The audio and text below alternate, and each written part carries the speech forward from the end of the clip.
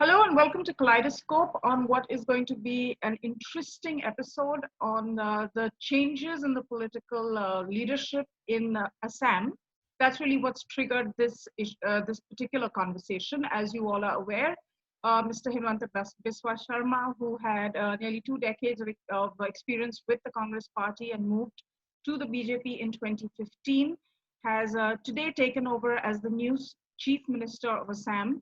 For many years, while he was in Assam, he was number two to the late Sri Tarun Gogoi. And subsequently, he had a very public falling out with Rahul Gandhi, no less, wherein he scheduled a meeting with Mr. Gandhi in New Delhi and felt very slighted by the interaction, wherein he said that Mr. Gandhi was playing with his dog Pidi as opposed to interacting with him. And I think that was the proverbial straw that broke the camel's back. And he exited from the Congress, and it was quite a loud exit. There was a lot of commentary, I remember, at that point of time. And he joined the BJP, was part of the government in the first term of the BJP, but was also the butt of many jokes that came from his old colleagues in the Congress. Which said that, well, he's always the bridesmaid, never the bride, which meant that he was always destined to be number two. So really today, when he has risen to the top job in the state, it's something that I'm sure he's extremely gratified about and has been a sort of a payback to all his naysayers. And with his elevation, what we have now is in the Northeast, we have 3 states where congressmen, ex-congressmen, are the chief ministers in BJP ruled states. Now, this was something that was not imagined earlier because everybody said that the BJP is a very ideologically driven party and you have to be, part of the BJP for many, many years to be elevated to that position. With Himanta Biswa Sarma's elevation, and Assam is a big state, a large state, and has political relevance, I think there's a certain message which is being sent out. And we're really sitting and gathering here today to discuss that message. What does it mean? And most importantly, the Congress, which has reduced itself to a regional party in the last so many years, is unable to hold on to talent, to deserving talent. And Himanta Biswa Sarma is, of course, just one of those stories. There are many others, as we know, Jyotiraditya Scindia in Madhya Pradesh, for example, who brought down the Congress government. So what lies ahead for the party, the Congress party? What does this mean for the BJP's own balancing of talent pool in their party? And and will this trigger another exodus of sorts? It's already happening to the BJP because now people who have a mass following and find themselves stifled in dynastic parties because of the family system, will they look at BJP as an option wherein merit is recognized? So I open this up to my esteemed panel today, and we shall start with introductory comments from all 3 of you, and then of course dive into the discussion. So Abhijit, starting with you. Okay. See, there is a certain difference between Himanta Biswa Sarma, Jyotiraditya Scindia, and Rajesh Pilot. Remember, with Himanta Biswa Sarma, he's almost single-handedly responsible for taking the BJP to where it is in Assam. He accepted being number 2 in the first BJP government that he led. But if you look at Rajesh Pilot and Jyotiraditya Scindia, Sachin Pilot. They've been Sachin Pilot and Jyotiraditya Scindia, sorry. They were a completely different kettle of tea. They did not have the sort of heft within. If you look, the majority of the party always sided with Kamal Nath in Madhya Pradesh and with Gehlot in Rajasthan. And even when they were trying to split the party, they couldn't get the majority of MLAs to go with them. They could only take away a small fraction of people to go with them. I think what you're seeing is that there is an overall, a sense of entitlement which comes from Rahul Gandhi himself, which is that anybody who fancies himself a leader doesn't necessarily have the organizational heft or ground experience, decides that they're good enough if Rahul Gandhi is good enough on the one hand. Number 2, what's happening is that genuine ground workers are also not getting rewarded out there. So it's two things. It's entitlement. It's not rewarding ground workers in the Congress, plus the fact that the BJP is very ripe to receive ambitious people. But if you contrast that with, say, Bengal, what happened with all the TMC folks that they got? They never took their advice in these elections. They were playing hopscotch with them. And, in Bengal, at least the party went into telling mode, not into listening mode. So it's still, if you talk to Congress people, there is a lot of doubt in their minds as to what is going to happen, because most of their colleagues have not been given the spotlight that they think they should have been given.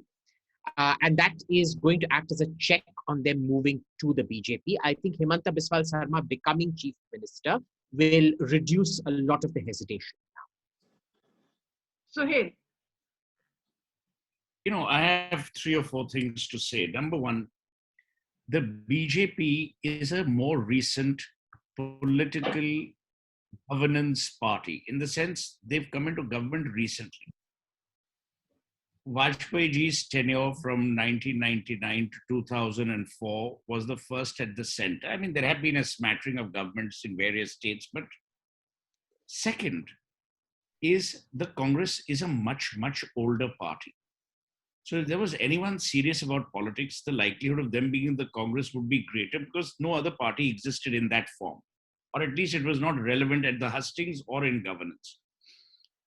Third, what we are seeing is, and I'm saying this brazenly and openly, I see a talent deficit in the BJP. The BJP's bench strength in the union cabinet currently is abysmal. You can pick a handful of ministers who are actually doing great work. But under the Congress, the problem is very ironic. The Congress has very, very good, wise, governance-oriented leaders, but they're not in power. These guys have a great election machinery, but they don't have people who can run a government, and they are in power. So the guy who's actually screwed in the middle is the citizen, because you don't have that bench strength. For all your thing, as Abhijit rightly said, people like Kamal Nath and all have run ministries. They've run governments. Ashok Gehlot has been chief minister twice over. You've got people with great experience. The essential thing, Advaita, to learn and to remember is, it is one thing to win elections, and it is another thing to run a government. The Congress had no magic wand, but by virtue of the number of years they were in existence and in power and in government, those 3 things merged. The BJP will get there. Also, the other problem is, and this is a Narendra Modi issue all along, for whatever reason, the Prime Minister trusts the bureaucracy more than he trusts his Union Council of Ministers. Now, that trust deficit could be for 2 reasons. One is, he may not find all his ministers competent, but then he, poor chap, is also stuck with them. You see, what is Mr. Modi going to do? To now blame the BJP bench strength deficit on Narendra Modi is equally unfair. Because if you look at what he did in Gujarat, when he left Gujarat, Anandiben came, now Rupani is there. Those guys have been in government, they've been running the show, they know their stuff. Here he was running heading a central government. Where does he draw the talent pool? So 3 things need to happen. Number one, the BJP needs to focus, to my mind, on politicians who are experienced in governance. But again, as Abhijit said, don't make the same mistake in Bengal. I mean, in Bengal, I could have demolished their logic. Half the people who moved from TMC to BJP were on BJP websites being called crooks. The day they moved, it took them 3 days to take those names off the website. Shuvendu Adhikari and all their names are on the BJP website, saying Sharda scam, this scam, that scam. Mukul Roy, the same thing.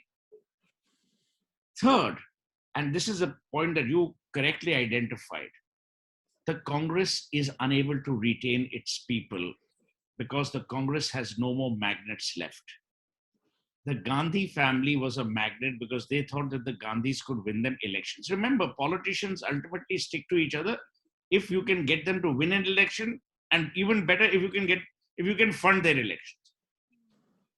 Today, Gandhis are a Damocles sword over their heads. They are an albatross around your neck, which people have realized. So, as you said in your opening remarks, if you're a great ground worker, if you have a great ground connect, if you know your masses, if you know your constituents, you know your state, you don't need the Gandhis. The comment that Abhijit made about Sachin Pilot is true. Sachin Pilot did a lot of work, to be fair to him, in Rajasthan, but only in the last 4-5 years. In 5 years, you can't know who your goddamn neighbor in a condominium is. How the hell will you know the landscape of a state? Number one. Number two, when you're in government, सबको साथ लेके चलना पड़ता है. ये वो सरकारें नहीं कि आप अपने पैलेस में अकेले बैठे रहें और सोचते कि भाई देश चलेगा. और नरेंद्र मोदी 10 जनपद है नहीं, क्योंकि वो ऑरा अभी तक नहीं है. जो भी आप कहें, सोनिया गांधी ने कम बोल के, या जब भी वो बोली, जो भी बोलती थी, एक ऑरा उसने क्रिएट किया हुआ था, उन्होंने क्रिएट किया हुआ था. अब वो है नहीं. अब जो हमारे देश की राजनीति है, वो एक ऐसी राजनीति है जहां की लोग ये जानना चाहते हैं कि भाई आप जमीन से जुड़े हुए हैं कि नहीं, और अगर जमीन से नहीं जुड़े हुए तो बस ठीक है. अब शारदा जी यहाँ हैं. बीजेपी का जो अहंकार है, अगर बीजेपी आरएसएस से ऑर्गेनाइजेशनल पूल में से कोई लोग लेते तो भी बात बनती, क्योंकि आरएसएस से जो भी आप कहो, आप उनकी आइडियोलॉजी से एग्री करो कि ना करो, पर organisationally RSS has always been strong. उन्होंने वो भी नहीं किया. Now they are stuck. But I don't blame the BJP. It is human ambition which makes people leave their current existence, because every human being is aspiration. So if Himanta has gone to BJP, he's aspiration. Where would he'd be floundering in the Congress? I mean, he'd have to wait for his goddamn leader to finish playing with his pet dog before he could discuss work. So all that is changing. And don't say that which you did in your opening remarks. Oh, BJP की ideology driven party. घंटा कोई ideology नहीं है BJP की. एक ही ideology है जो सब political parties की होती है कि सत्ता में कैसे रहें. आप मेरे को बोलिए, कांग्रेस की कौन सी ideology थी? सेक्युलरिज्म उनकी ideology थी. 672 communal riots हुए between 1948 and 2000. Ideology अब कहीं नहीं रही. सिर्फ लेफ्ट पार्टीज में आइडियोलॉजी है, और आप उनका सरकार में जो इन्फ्लुएंस है वो आप देख सकते हैं. आप केरला जाइए और देखिए उन्होंने क्या किया है कोविड के दौरान और कैसे मैनेज कर रहे हैं. बाकी सबकी आइडियोलॉजी एक ही है, सत्ता में कैसे रहे, इलेक्शंस कैसे जीते या हारे.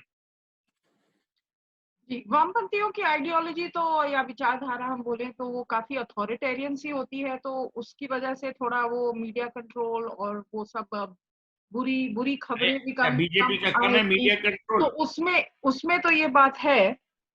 बट एक चीज का मीडिया कंट्रोल कम है, कांग्रेस का मीडिया कंट्रोल कम था. बट सबका मीडिया कंट्रोल है, पर उसमें it's a combination of media control as well as a certain authoritarian style of functioning which is very very closely associated with communist rule. But that's why China has made that recovery so quickly.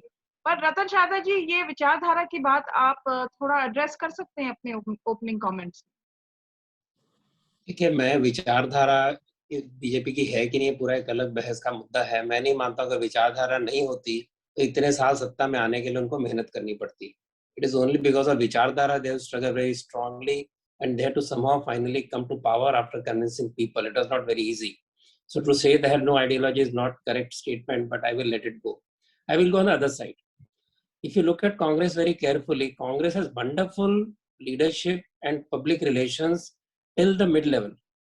You ask any Congress supporter, any non-Congress supporter, if you go to a person, Congress leader will treat you very well. He will resolve your problem whether you are from Congress or not. That's true. But there is a glass ceiling. The glass ceiling begins somewhere at the state level. If you are looked upon a very efficient person, then you are lost.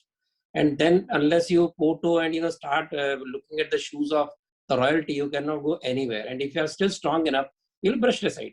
It is not something new. It started from Indira Gandhi. I would call it Indira Gandhi syndrome, that no local traps are allowed to grow. And that is how it slowly became weak. And all the states, apart from where somebody stood up, like somebody like Gogoi or somebody like Amrinder Singh, who had their own way, whether they lost or they won, but they had their own way and Congress couldn't subdue them, but they subdued everybody else. So that is one. So what happens that beyond a point, Congress people cannot grow, they realize they cannot grow. Secondly, if you look at BJP, it's not now that they are even allowing the outside talent to grow. You will go back to Mauli Chandra Sharma, Dr. Raghuveer, they were Congress, BJP, Jansangh presidents, but they never were member of RSS. That time also, when RSS and Jansangh were very small. If from there onward, in fact, Bhairav Singh Shekhawat was not an RSS member. He came from police, he joined Jansangh, then he became BJP member and went on rising. If you look at Vajpayee government, you had the best talents from outside. You had Mr. Yashav Sinha, a good person at that time in terms of administration. You had Arun Shourie, who was not from RSS, the Hindutva person. And you had many more. You had, like Jaswant Singh. So these are people who came from outside. At state level, you had, now you have Annamalai, Tamil Nadu BJP chief, who is not from RSS school of thought, nor a very old person in Jansangh BJP. So when a party grows very fast, you have to depend on talent which comes from outside. At the same time, people from the local level have to be adopted. So the people, for example, I'll tell you, when Nagaland party won, which came with BJP, in Northeast is said that you just change the name board, people remain same. That said, but when these people fought on BJP votes and they won, they were taken for a complete 2-day acclimatization, I would say, or even understanding BJP, understanding its various ideological issues. For 2 days, those MLAs were at test. I know because I went to one of the sessions in Nabo Malgi Prabodhini. So this conditioning of the people, look at Tripura, there were Congress people there were communist people there who joined BJP, and they were then put through this training and they have joined the mainstream of BJP. So BJP has always been co-opting people just like our Hindu society and giving them right place where it is. And why even Congress had to go for BJP people? But that was because they were defecting the MLAs. So Digambar Kamath in Goa became a chief minister because he got some MLAs with him. Madhu Koda became chief minister because he encouraged defection. But in BJP, if you find now, for example, Jyotiraditya Singh has come. So far, he's not got any office. Maybe after some time, maybe after some cooling down period, he will get some power also. So this issue of whether you allow outside talent or not, General VK Singh, SP Singh from Mumbai police. So these are the people who have been adopted. They acclimatize themselves very well BJP, but that doesn't happen in Congress. So when you talk of talent, you have to hide your talent very carefully. That is the problem. So that is the ability to control your talent, so you are not seen very bright and very ambitious. While in BJP, people come because a party which will allow talent to grow, which will allow them to grow. There may be some people who fell by the wayside, but generally people who are ambitious and work hard, they find a place somewhere in BJP. I've seen so many people rise from very humble backgrounds to the top, and they have given chance to everybody. Devendra Fadnavis was not being allowed to rise, and he got a chance and proved himself. There are so many other examples. So I would say that it is the way you treat your cadre, you treat your mid-level leadership, and assurance you give them, you will get a chance sooner or later. That is what makes them thrive and get new leaders, which doesn't happen in Congress. Abhijit, you are of course familiar with the Baba culture in the Congress, which is very, very kind of prevalent, where to a certain extent your background, your lineage, those are the things that take you to the front of the class, so to speak. And I remember that when Jyotiraditya Scindia moved, people said he was a front, Congressies really said he was a front bencher, and now he's gone to BJP and become a back bencher and things like that. But then the other side, when you speak to a lot of young people who are interested in a career in politics, they feel that, in the BJP, it's a cadre-based party. It's got the option that it doesn't matter what your background is, where you come from, you can rise. And, the former president, now Home Minister, Amit Shah ji, often says that, I've gone from sticking up posters to where I am today. Now in the Congress, unfortunately, it's still kind of old school in that way, that you have to, who's your mom, who's your dad, who's your uncle, and that kind of gives you a head start in the party. Do you think that's going to ever change? Do you think they even consider that a problem? Because even today, people say that Rahul Gandhi is most comfortable dealing with people who come from, Congress backgrounds in terms of having a family background, which is Congress. I think it's more of a social class stratification. If you look, the people generally from the so-called Latvians elite, so to say, the English-speaking snooty classes, they, as a general rule, seem to prefer the Congress because they feel that for the just for the tweeting and things like that, they get more recognized. Right, your social profile goes up immediately because you're not required to go work on the ground. You just tweet a few things, you host a few society parties, booze and champagne and caviar, whatever, appear on page 3, and your stock increases in the Congress.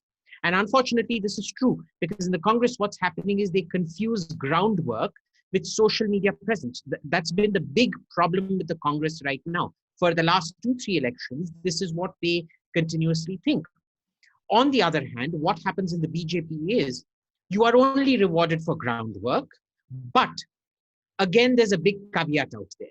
Groundwork being equal, the RSS cadre person, the traditional cadre person will be chosen over the non-cadre person. And I think this is a realization that people are coming to only off late. Others who have joined the BJP tell me that they're completely frustrated by the level of controls that the party imposes on them, or the lack of agency delegated to them, where all executive power has been centralized into the PMO, and the ministers don't have agency, and the new MPs aren't really allowed to fly. There's a very strict leash on them. Things are observed. There are certain things you can do. There are certain things you can't do, etc., etc., etc. You have to be the level of control is so much more in the BJP.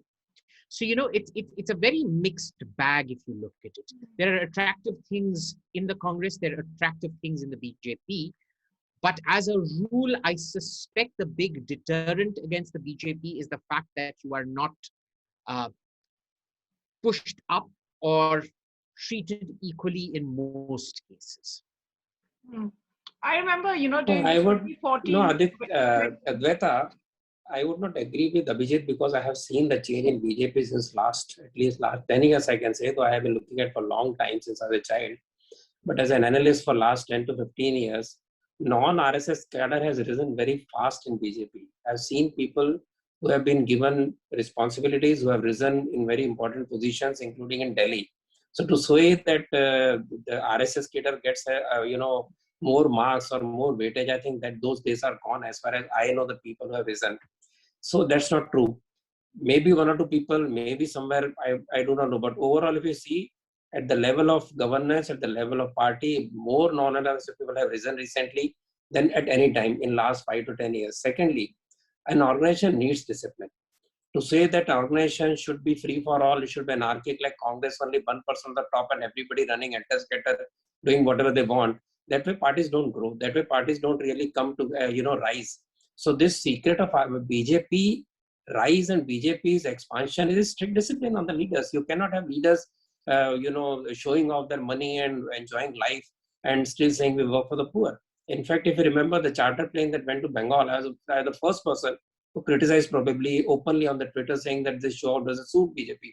So this identification with the ground level cadre is a must. And for that, if you need to go through some discipline, it is required. Only then organizations grow. Wherever you go, if it is highly family oriented, then of course discipline is there because outside family, there is nothing. If a Gaurav Bhatia comes from Samajwadi Party to BJP, although he had much better scope of rising in a small party, it shows that if you have talent, in a family-oriented party, you have a clique, and beyond that, there is no place. So that has to be understood. So the discipline is what makes people shine and make people work harder to get across, whether it's Communist Party, whether it's BJP. It doesn't mean there is no democracy. If you look at the way the elections are fought at ward level and assembly level, it has changed totally. Since the last 20 or 30 years, I've seen there is real tough competition to get selected or elected in the ward level, assembly level, BJP posts to become vice president, president, etc. is not easy. For a person, I just give an example like Poonam Mahajan. She has struggled for years to get a Lok Sabha ticket, to fight for the ticket and win it. So even though she comes from a very illustrious father, she said in one interview that you can have legacy, but you don't have a right to legacy. You have to prove your right to legacy in BJP. Only then you can rise. That is where BJP scores. But also to note that, there is a difference between discipline and decentralization. I think in many cases, especially on the eastern seaboard, the BJP hasn't been able to grow because there's a constant conflation of discipline with decentralization. At some point, you also need to allow, the local people to shine, because as we see, there's no really, when you think of, say, a replacement for Modi, where's the sort of second rung of leadership in that sense? Right.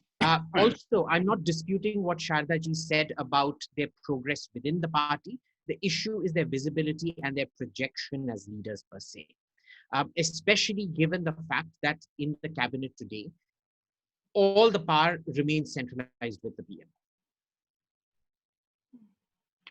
I've definitely saw during 2014 and 2019, and maybe someone will, do a compilation of that. But there were many people who won the election purely on Modi's name, like had no background, had very, little this threshold. So I think, yes, certainly the BJP is a party that is driven to a large extent by ideology. Part of that ideology is also the collective, which comes from its Sangh roots or associations, is that Vyakti Nirman is of a different sort. It's not about building personal brand value. And I think that's one thing that the Congress gives space to, and we have to on some level understand that a leader by nature will be narcissistic to a certain extent. In terms of psychology. Just to give an example, since we are on to Modi and both of them are trying to say that Modi has been controlling everything. And Modi is the only superstar. But how did Modi rise?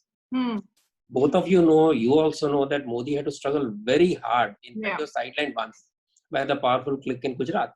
Yeah. But he went on making his place. He went on struggling and finally came to this position. In fact, I say sometimes the Modi is the only prime minister nominate who was actually pushed by the cadre. Modi was not the choice of top leadership of BJP. It was his popularity with the cadre that really changed the equation, and that is why he was chosen as the PM designate. You know how much struggle went through to somehow stop him there, even within the party. So he has struggled a lot to come to his position. And it was typical democratic struggle within the party. It was nobody pushed him, nobody promoted him. It was his own hard work. There's a big difference between the pre-2014 BJP and the post-2014. Before 2014, there was definitely a lot of democracy because you had a lot of leaders. You had a lot of very tall, very strong leaders. After that, you only have Modi. You can criticize the BJP. You can criticize the leaders, the other leaders. You can criticize the RSS, but you can't criticize Modi. It seems to be that most of the internet brigade, their loyalty is not to an ideology. In fact, they wouldn't know ideology if it hit them in their heads. Their loyalty is to a person. And I see what I believe to be an ideological party turning into a personality cult-based party, which is extremely disheartening and scary. So let me tell you, Advaita, let's take Sharda ji's points, and let me, with all due respect, I'm very fond of him, demolish every one by one through logic. Number one, please place your hand on your heart and say that the BJP today is what the RSS or the Sangh had envisioned. The answer is no. नहीं तो RSS लोग इतनी गालियां नहीं देते BJP को कि भाई कोविड कैसे हैंडल किया. सच यहाँ सच का प्रवचन होगा, सच की बात हम लोग बोलेंगे. Number two, as Abhijit rightly said, I completely agree with Ratan ji कि भाई Modi had to struggle. We are not talking about the past. History is a country with no citizens. We are talking about today. Today, it is the same cult. There may not be a surname or a dynasty, but it's the same cult. And let me tell you, all political parties across the world work around that. Do you remember who's the president? Tell me now, do you know who the president of the Republican Party is today? or the president of the Democrats? I rest my case. Well, you'll see. Do you know who the president of the Labour Party is? No. So I rest my case. Point I'm making is these people become cults because they think that's the only way to do two things. One is establish control, and two is to leave behind a legacy. So I don't begrudge him that. But let's not say, oh, BJP may, is smelling of roses. It's not. In today's world, it's not. Number two, as Ratan rightly said, आप private jet की बात कर रहे हो. That is an insignificant thing. अगर मैं मोदी जी होता तो मैं कहता भाई ये central vista project we are not interested. आप न्यू पार्लियामेंट बनाओ. I will go and stay in a cottage which can easily be guarded by SPG. I'm not saying that's the logical solution. Sometimes optics is very important.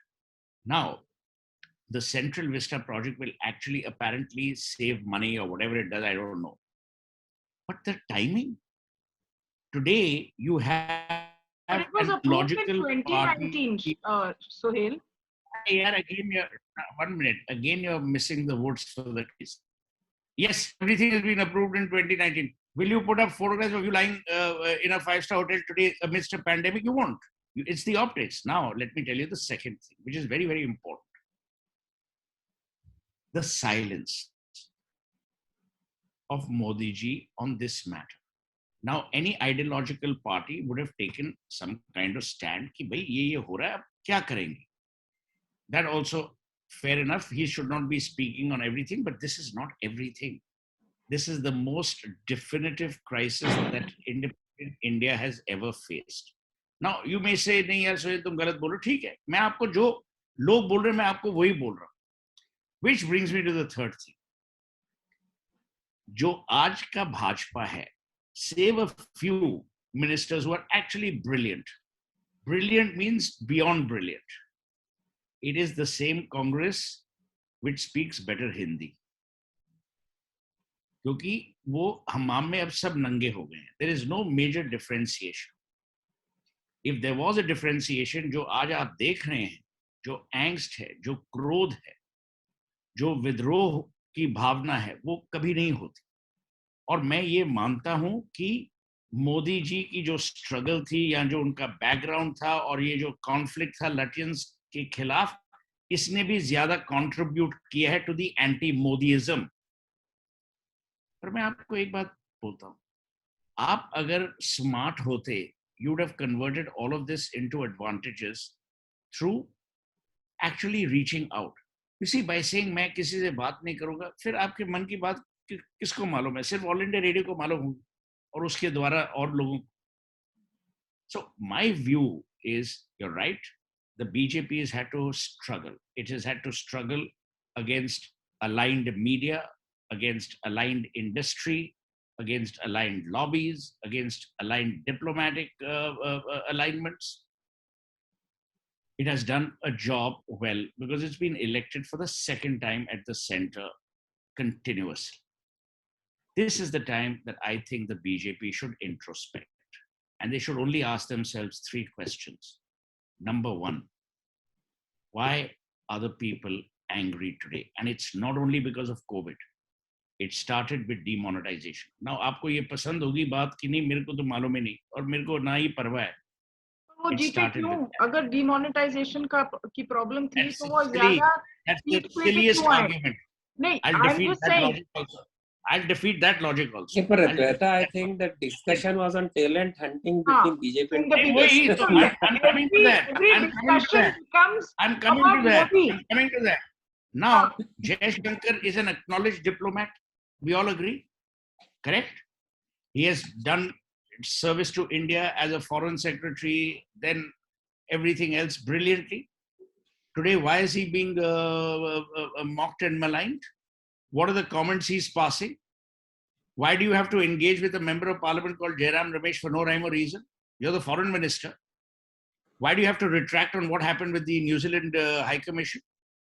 These are things then which create a dent. Then people say they don't know how to manage. That brings me to the talent point. Now, if you're saying demonetization was such a good thing and that's won them the elections, let me One tell is you. not saying it's a good thing, BJP, but 1 I'm minute. saying your Let me say logic. something which will shock you. The BJP didn't win 2019. There was no opposition left. And it is not the BJP's responsibility to create an opposition. They have to win power. Don't have to go to Khan Market to erect an opposition. So I support that. But the point Advaita was famously said, I think by Dipankar Gupta many, many years ago, in India, no one wins an election. People lose it. So please don't be arrogant about the fact that, oh, after demonetization, we'll to jeet gaye the. And that brings me to my final point. We can either give them honest feedback like we are, or we can say, नहीं ये बहुत सब अच्छा है, बहुत अच्छा चल रहा है, ये बहुत अरे लोग तो मर ही नहीं रहे, ये तो ऐसी लाशें दिखा रहे हैं.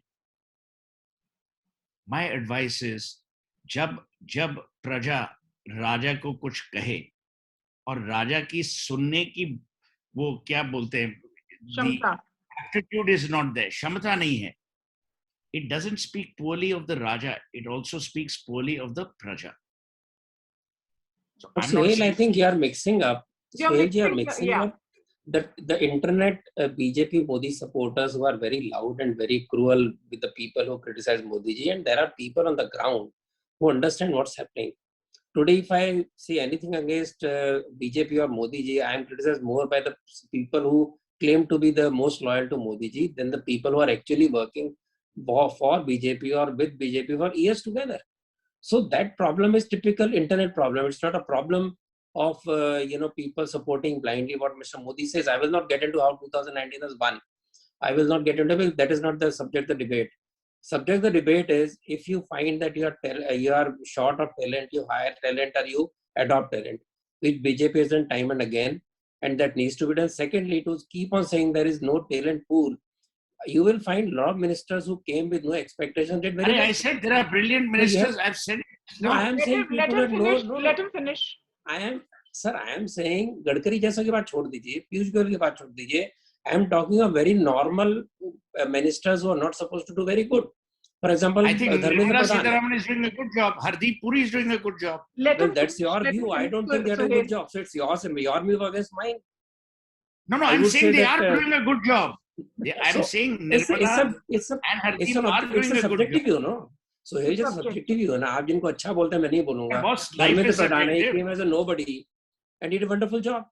So, but we need to. Correct. I would go to the extent. Just a moment. I go to the extent that in next government should get best talent pool for their running their government for 6 months. Even they are not re-elected or elected Rajya Sabha or Lok Sabha members. Let that people be there in the boardroom who have no political affiliation or who may have affiliation but have not got ever elected. Get them into government. After 6 months they have to resign. Let them resign. Because today the disastrous situation that we are in, the country is facing, we need more people on the hand. We need more talented people in the government at various levels. Let them come in, work for 6 months and go back. You see Smriti Irani. This is where I think. You see Smriti Irani. If she was the I&B minister today, your narrative, your perceptual narrative would have been different. I agree. I'm not saying she would have hidden things, but she would have handled it a new point. Suhail जी मैंने जो नया point आपको बताया उस पर गौर करिए कि 6 महीने के लिए even if you get an outsider let us just for proposition's sake make Suhel Seth as I&B minister. He is there only for 6 months, will not be given Rajya Sabha seat, will not get any perks, but he will work for 6 months in the ministry. Why it cannot be done? That is my point. I am saying if we can adopt outside talent from AGP, Sarbanas Sonal was a BJP person, he was AGP person.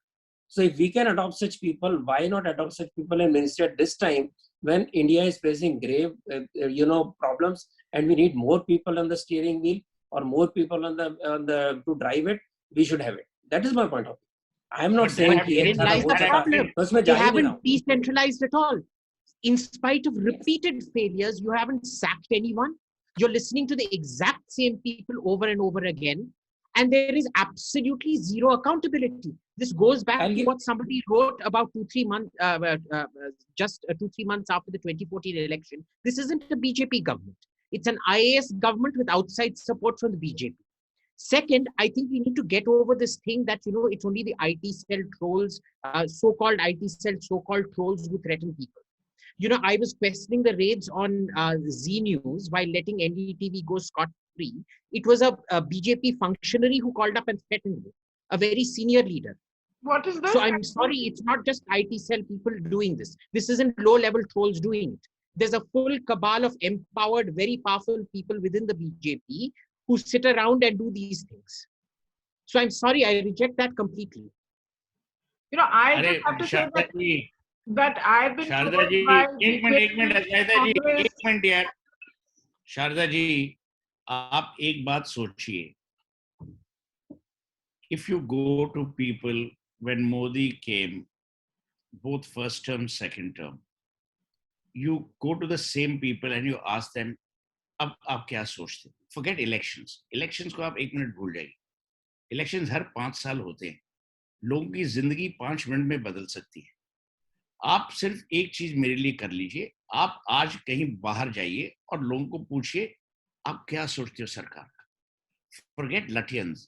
Suhel ji, I don't have to go outside. Within family, I get to hear everything. Yes, but see that Secondly, no one is denying that also. I mean, I think we have to be secondly, clear I'd like about to this tell you, topic. let me share a very small point. Advaita knows I was not in the mood to come on any debate except Bengal, because Bengal situation has disturbed me so much. I have not been on social media for last 2-3 days. I don't want to do something which hurts people. I don't want to do something which hurts people. Situation is bad. It's very bad. I gave you some figures which I heard today in a meeting. All these figures are authentic, hard figures, and it has broken my heart. I just came to feel a little lighter. I joined this chat because it feels so infructuous to make this, these kind of discussions when you've got COVID on your head and state governments are trying to push everything onto central government, and people are, saying nothing is happening. And there is Bengal thing where we say that why Mr. Modi doesn't speak. So we must speak up. We must say that what is happening is wrong. And we must point out. I'll give an example. Yesterday there is a circular from Income Tax Department saying that hospitals should give figures of people who have paid more than 2 lakh rupees for their COVID treatment. They should give the Aadhaar card and other details, PAN card details of the people who supported the payment. Now, in a situation where we are facing a war-like situation, is it necessary for income tax bureaucrat or whosoever responsible to make a circular where hospital, instead of treating people with an entire accounting department running helter-skelter to collect PAN card or whatever? Absolutely. Suppose I don't have money. I go beg and borrow from 10 people to pay 5 lakhs rupees a hospital. Should these people be questioned? Government is not paying those because government cannot pay those monies to the people who are suffering. So this kind of, so I raise objection immediately. My tweet is there in public, tag to Ms. Sitharaman, and I have done this time and again, especially Finance Ministry.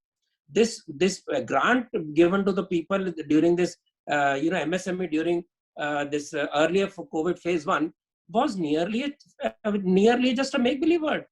Banks gave from one account and took that money back into the other account and paid back the earlier loan. They refused to give loans to so many people that all this, speaking, who will speak up? I spoke every time, and I have spoken since the time of Jaitley. So till we have that kind of friendly nature, we say that people should be trusted. People should have a free life. If this is the life in times of COVID that we are following up, people are making payments from somehow they made payment. Understand? Nobody has got money, heaps of money in their home to pay for the hospital. They have got good medical insurance. Who pays from the pocket? Somebody like you, somebody like me, somebody like Advaita, who don't have cash in the bank, who don't have heaps of cash in the hospital. So if these things are not brought to government concern, and this is the kind of laws that are passed, this situation becomes worse. So that is why we speak up. But absolutely, and I right, but to say कि केवल इसलिए हो रहा है कि मोदी जी कर रहे हैं, look at the entire opposition cabal, the way they are trying to disprove everything right from COVID vaccine. So there is no way for the government to communicate well. No, my thing is, I mean, I've also been very critical of the government, but I've never felt restricted in any way for being critical. That also I want to put out Congress का leader I will tell you, TMC वाले नाटक करते हैं, who's thrown out of Congress? आज सारी party ऐसी गई कि अधीर रंजन चौधरी ने बोला कि ये ममता जी एक्टिंग कर रही हैं, तो उसको उठा के कांग्रेस के लोकसभा चीफ से हटा दिया गया. So this is the kind of situation that is today in the country. This I will say today publicly. I have been praiseworthy of Narendra Modi and the BJP. I handled Vajpayee's campaign, so no one can, question that. I have also done Bhagidari for Sheila Dikshit. I can say this under Narendra Modi. I have criticized the government several times, some on Advaita show, including on Republic, wherever. No one has called. So ये भी हुआ है कि भाई ओ अगर तुम कुछ बोलोगे तुम्हारे पीछे आएंगे. पर सर यही तो मैं बात बोल रहा हूँ. अगर आप सच को साबित नहीं करेंगे तो झूठ सच बनेगा. It's Goebbelian theory. I mean, yeah. किसी ने तो करना है ना, किसी को तो करना है. अब वो कौन करेगा? मैं तो करूंगा नहीं, अभिजीत आयर मित्रा करेगी नहीं, अद्वैता काला का कभी इंटरनेट ही नहीं चलता, वो भी नहीं करेगी, तो करेगा कौन? Communication is a totally separate issue, and that I think we should have a separate discussion on, because that is such a disaster right now that if we get into it, we won't be able to finish this on time. But coming back to the topic of the discussion, as usual, we always drift towards Modi, and I've got feedback that Abhijit and Suhel turn every discussion into a Modi bashing discussion, which is exactly. That was the last time ka feedback. What? That was the last time. No, I'll show you today. Today someone sent me that feedback. I know, but it was in context of last week's program. So this week they're going to say the same thing again. So boss, who will we discuss? Will we discuss the Fiji president? The Prime Minister of our country we will discuss. But the topics तो मर गए हैं, जय ललिता भी मर गई है. किसको डिस्कस करेंगे? Why does it keep coming back to Modi? Because correct. There must be a reason. The electoral decisions are centralized out there. Himanta Biswa Sarma has shown you that he's capable of winning an election on his own. Correct. Why did you have to manage it with a central team in Bengal? Why didn't you choose a local person and delegate it there? Why is your team so weak in Andhra? You still don't have a local leader of record. Why is your team so weak in Tamil Nadu that you still don't have a local leader of record? This Modi magic isn't going to work everywhere. The point is, why is it coming back in Tamil Nadu? It was purely total leadership. In Tamil Nadu, it was purely local leadership. It was Annamalai who changed the track of Tamil Nadu BJP. But Annamalai wasn't projected. Annamalai managed to and then he was picked up. He was anointed by the opposition, like Harry Potter was anointed by Voldemort to be his whatever. Annamalai was picked up as the primary threat by the opposition. The centralized leadership, whoever they have chosen for Andhra and Tamil Nadu, has been extremely lackadaisical. Now again, so let's talk about the regional leaders. Tell me, who do you know? See, we could talk about the regional leaders. Tell me one Andhra leader you know, Advaita. Tell me one Andhra leader with charisma or brains that you know. Okay, Abhijit, let me give that answer. Okay. First of all, Andhra, when it was united, BJP lost the initiative when it went after Chandrababu Naidu. Whatever he fed, they went with that. So in the urge to keep Chandrababu Naidu happy, they dilly-dallied on the division of Telangana and Andhra, though they were supporters of Telangana long back. So the leaders who were in BJP who were good leaders, they joined TDP. That's a fact. Or they joined KCR. So those people who are good joined KCR, somebody different, and now BJP today in Andhra has to rebuild itself. Try to understand the situation both in Telangana and Andhra Pradesh. That's perfectly fine. So I'm not doubting that. My issue is when is the building starting? Yes. Who is the leader? At least find a leader, anoint him and do it now.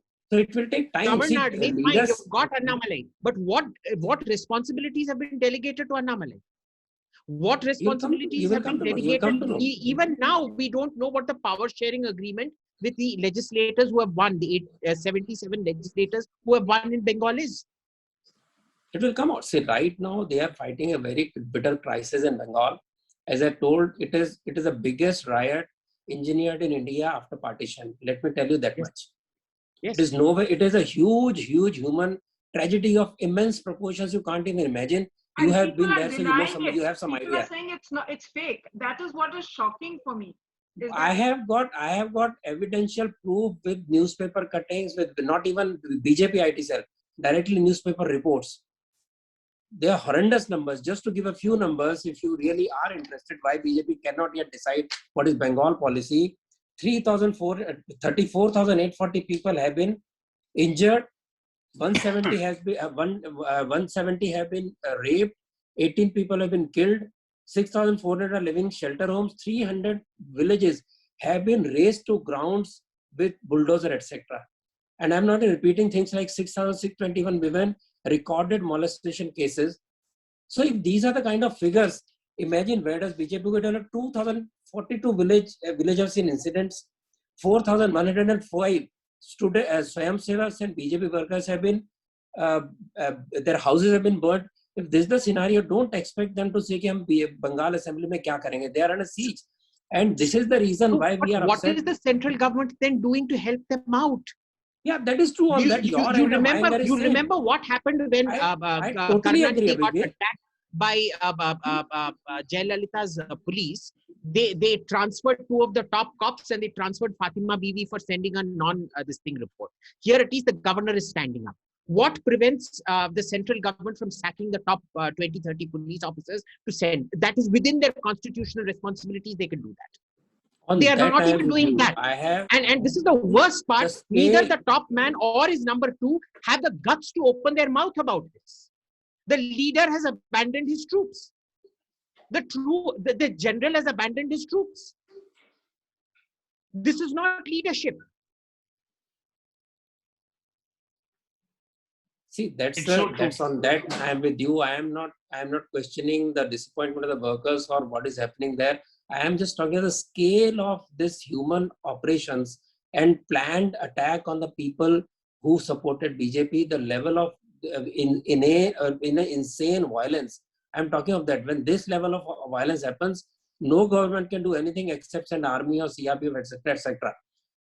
Which whether they did or not, whether they could do or not, whether they will do or not, is something I will not get into debate right now. No, we are disappointed. We think it's, but it's very fascism rising. Why people are not talking of this? Why we refuse to acknowledge that such huge inhuman violence has happened in Bengal? It is worse than 1984. We have said it last week. In last week's Advaita's program, we said it. But sir, I have got figures now. At that time, we are talking with some vague information. करेंगे ना, अभी तो पता चला करेंगे ना, बाहर लाएंगे ना. But Abhijit said, I'm not denying. On Abhijit, on this, I'm with Abhijit. I'm with everybody, and that is the reason we feel so bad, and there's a reason we are out of it. I remember tweeting saying, "Where are all the so-called liberals and eminent journalists? Is Bengal not your focus?" I tweeted this on the 3rd or the 4th of May. But the problem is we don't, we are not the government and we are not the Press Information Bureau. Someone has to get out and say that these are the things that are happening. And as Abhijit says, take both constitutional and perceptual action. Constitutional action, लोग शील से वो देखो अब मेरे खिलाफ आ रहे हैं. वो भी तो drama, she's no less. So point I'm making is, since we talked of Congress, let me finish on Congress. Congress leaders Rahul Gandhi congratulates TMC, though his own workers have been killed, and exactly, and he doesn't say a word about his workers being killed. Yes. Anyway, but look, Rahul is a washed out commodity. I don't know why we pretend that Rahul is anyway relevant. I think Rahul is much more useful to the BJP than he ever has been to the Congress. The day Rahul is no longer on the political scene, the BJP will lose power. I can honestly tell you, in the 2019 election, I had made up my mind I am going to vote against the BJP. And every time in my constituency, my finger would go to press the DMK button, I would see Rahul's face staring at me. And that was such a scary thing. I was like, oh my God, I can't press this button. I just held my nose and pressed the ADMK button. And I can tell you 100% that the BJP, even though it lost that seat, it got my vote only because of Rahul Gandhi. Yeah. So let's get Rahul Gandhi out of this picture. Rahul Gandhi is an irrelevance. He's an albatross, like Suhel says. He's an albatross around the Congress's neck. We can keep on laughing at him. Abhijit, we can keep on laughing at him. The way he has created the entire hateful scenario, or his masters have done through him, is commendable. Whether it's farmers' agitation, whether it's any other violence all over the country, whether it's Pakistan. He has done commendable job of spoiling the entire atmosphere. But you have the about full force COVID, of the about government. vaccine. You can't really write him off. You can't laugh at him because he has done enough damage. But that just proves my point, and I have to leave after this. That just proves my Yeah, point. we'll close it anyway. I think we should. Government is there. You have people there. एक आदमी झूठ पे झूठ बोल रहा है according to you and according to a lot of people. और अगर आप वो एक इंसान को कंट्रोल नहीं कर सकते, आप कौन सा 1.4 बिलियन का देश चलाओगे फिर? फिर तो कोई भी झूठ बोल देगा. And by your logic, again that logic is self-defeating. आपने थोड़ा आगे अर्ज किया था कि भाई ये इंटरनेट का सिस्टम है, वो भी तो इंटरनेट पे गालियां देता है, उसको ट्रैक्शन मिलती है, जर्नलिस्ट पिक इट अप. तो आप भी फिर करिए कुछ, पर ना करने से बीजेपी मीडिया कंट्रोल कर रहा है, तो बीजेपी मीडिया नहीं कंट्रोल कर रहा ना. हमने तो कभी नहीं बोला है कि बीजेपी मीडिया कंट्रोल कर रहा है. मैं तो डे 1 से बोले जा रहा हूँ. क्या बीजेपी मीडिया कंट्रोल कर रहा है? I said on the contrary, my experience is whenever you criticize, they don't say anything. Yeah. क्या हो गया भाई तुम? There is no BJP media control. BJP won't understand media management head or tail. And mind you, this is such a huge difference from the Vajpayee cabinet. Correct. Where you had Pramod Mahajan who used to go out, he would just any जो भी अफवाह फैलता था. Pramod Mahajan, by the end of that evening press conference that he used to have, there was no credibility left of that after that.